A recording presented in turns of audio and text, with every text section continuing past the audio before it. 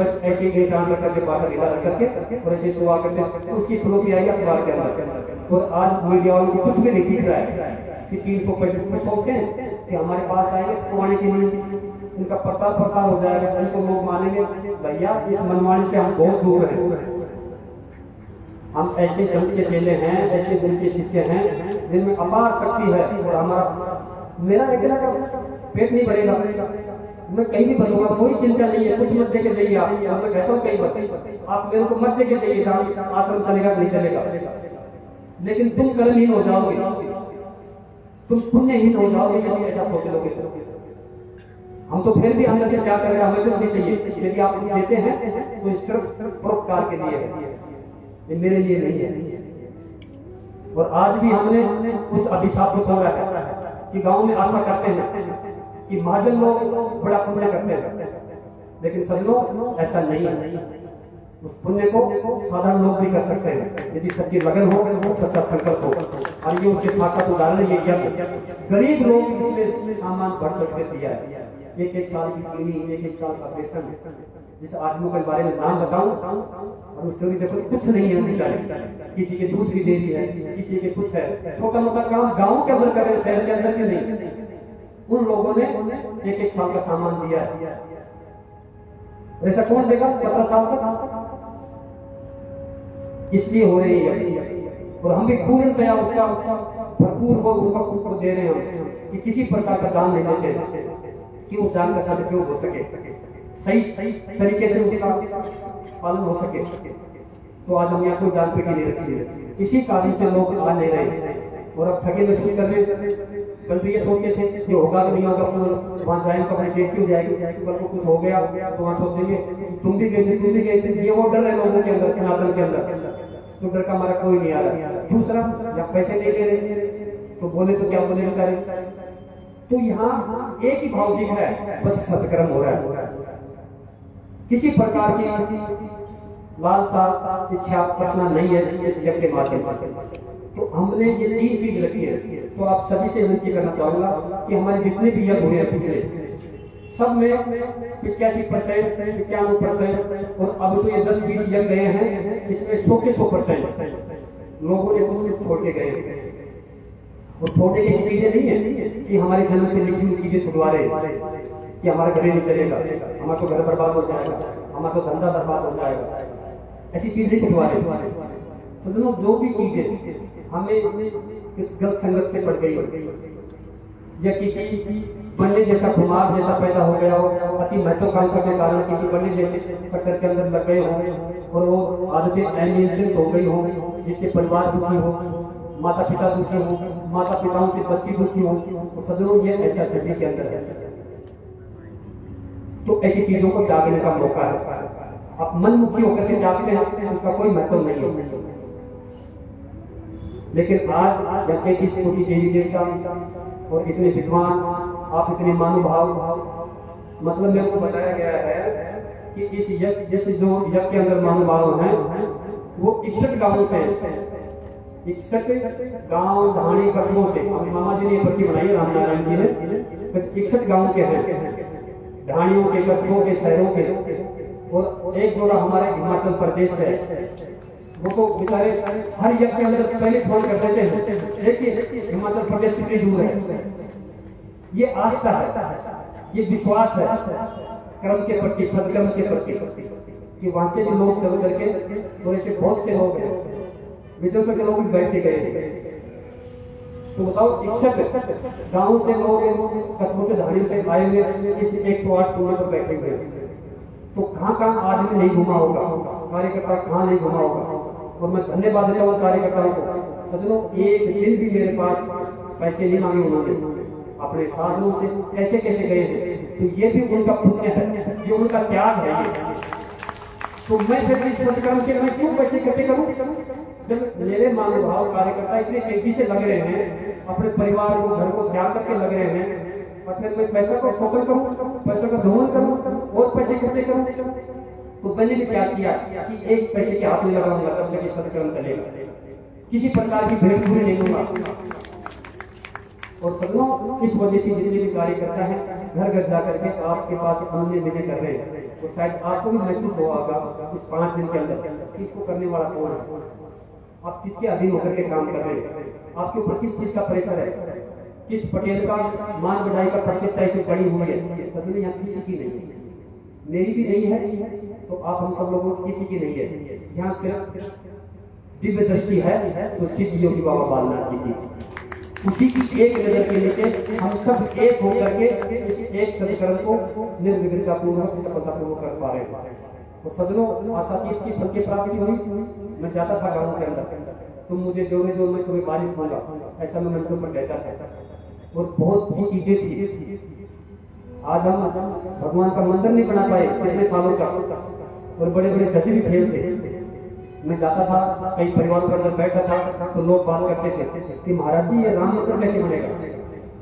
फिर मैं कहता था मुझे साहब आप ही बनाने वाले हो भाई, आप जज हो सुप्रीम कोर्ट के, आपसे ऊपर कोई प्रधानमंत्री भी नहीं है, राष्ट्रपति भी नहीं है।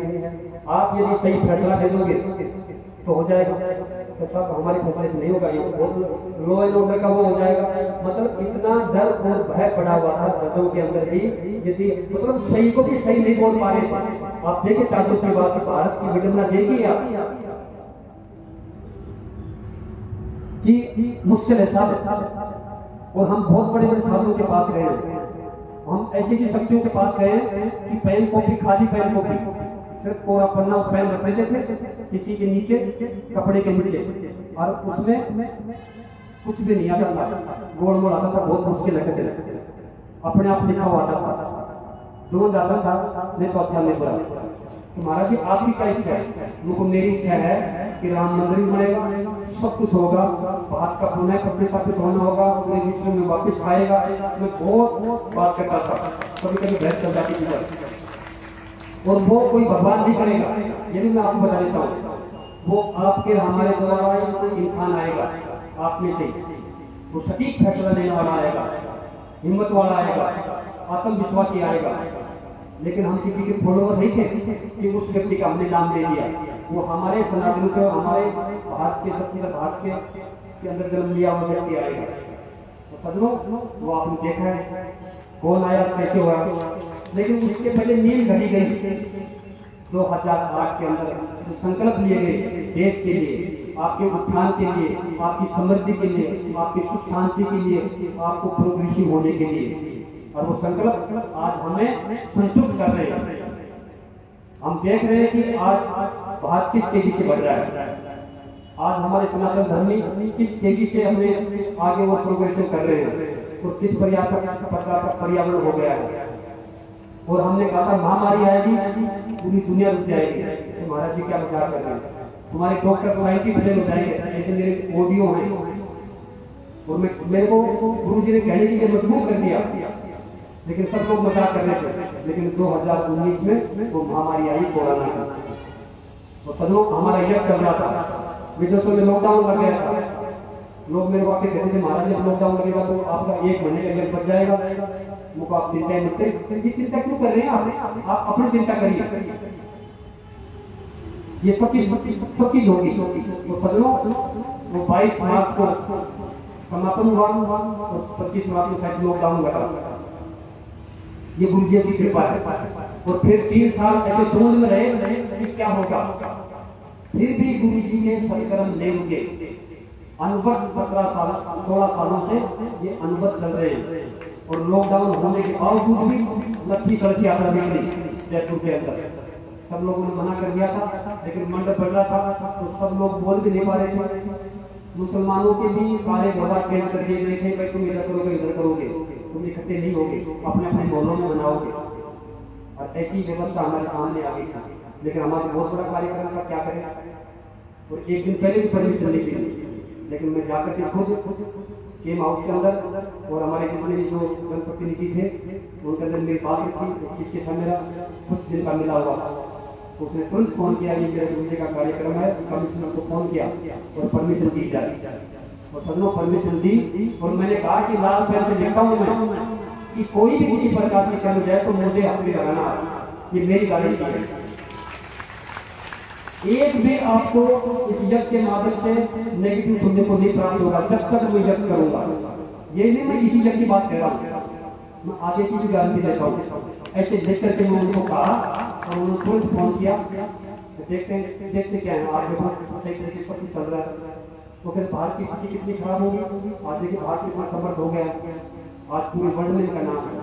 विदेशी लोग मुझे फोन करते हैं वास्तव में रियल में कि महाराज जी आपका देश तो बहुत तेजी से बढ़ रहा है, आपका जो ये व्यक्ति है लंदन में उधर में बहुत ज्यादा इसका चर्चा है, ये बुद्धिजीवी व्यक्ति है। बताओ पहली बार लोग विदेश के लोग कह रहे हैं जो कभी भी नहीं कहा करते थे, तो कितनी प्रोग्रेस हुई है।